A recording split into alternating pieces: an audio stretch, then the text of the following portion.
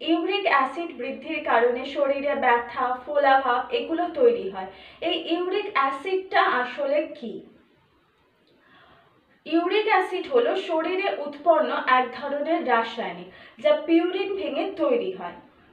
এই uric acid বডিতে উৎপন্ন হলেও বিভিন্ন ফুডস এবং ড্রিঙ্কসের মাধ্যমেও কিন্তু এই ইউরিক অ্যাসিডের পরিমাণ বাড়ে।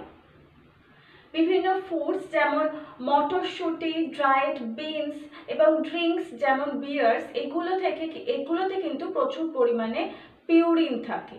তাই এগুলো ইনটেক করলে এতে ইউরিক অ্যাসিড বৃদ্ধির সম্ভাবনা থাকে। এই ইউরিক অ্যাসিড বৃদ্ধির কারণ কি?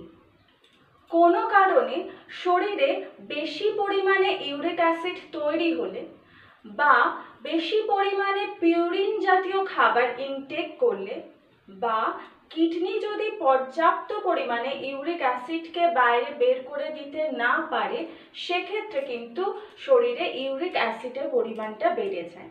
এই ইউরিক অ্যাসিড ব্লাডের মাধ্যমে কিডনিতে গিয়ে পৌঁছায় এবং কিডনি থেকে সেই ইউরিক অ্যাসিডটা ইউরিনের মাধ্যমে পাস আউট হয়ে যায়।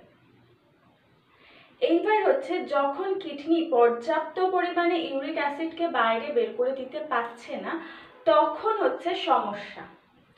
তখন এই ইউরিক অ্যাসিডটা জমতে শুরু করছে এবং সেখান থেকে শরীরে ব্যথা, ফোলাভাব এগুলো তৈরি। ইউরিক অ্যাসিড বৃদ্ধির ফলে খাদ্য তালিকা থেকে বাদ পড়ে অনেক খাবারই।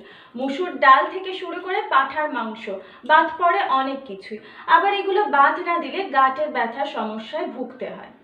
তাই বলে কি সারা জীবন ওষুধ খেয়ে যাবেন? এমনটা নয়।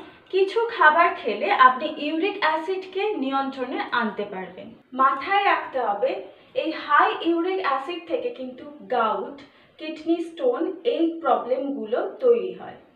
তাই প্রতিদিনের খাদ্য তালিকায় এমন কিছু খাবার যোগ করতে হবে যেগুলো এই ইউরিক অ্যাসিড ক্রিস্টালটাকে ভেঙে ইউরিনের মাধ্যমে সহজে বাইরে বের করে দিতে পারে। প্রথমেই আসি এমন একটি ফলে যেটা প্রতিদিন খেলে আপনি কিন্তু ইউরিক অ্যাসিডের মাত্রাটা কমাতে পারবেন। ভিটামিন সি সমৃদ্ধ সেই ফলটির নাম হলো আমলকি।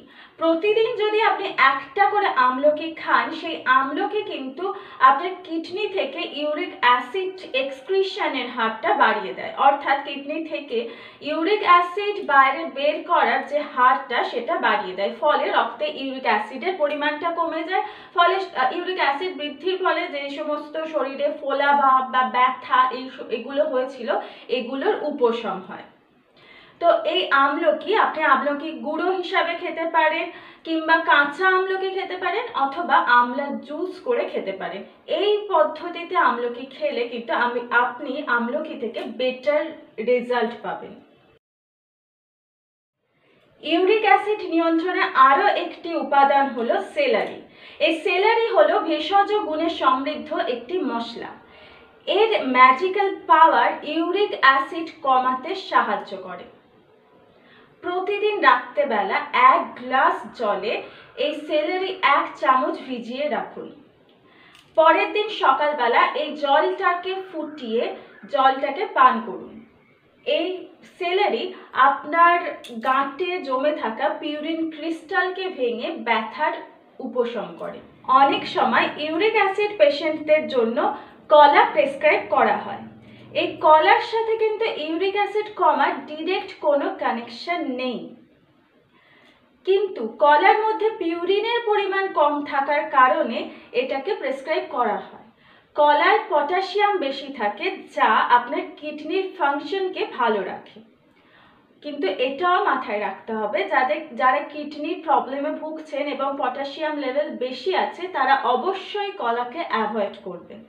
ইউরিক অ্যাসিড যাদের বেশি, তারা অবশ্যই বেশি পরিমাণে জল খাবেন। ওয়াটার ইনটেকের সাথে কিন্তু ইউরিক অ্যাসিডটা কন্ট্রোল হয়। যত বেশি জল খাবেন, ইউরিক অ্যাসিড কিন্তু তত কমবে। তাই অবশ্যই বেশি পরিমাণে জল পান করুন।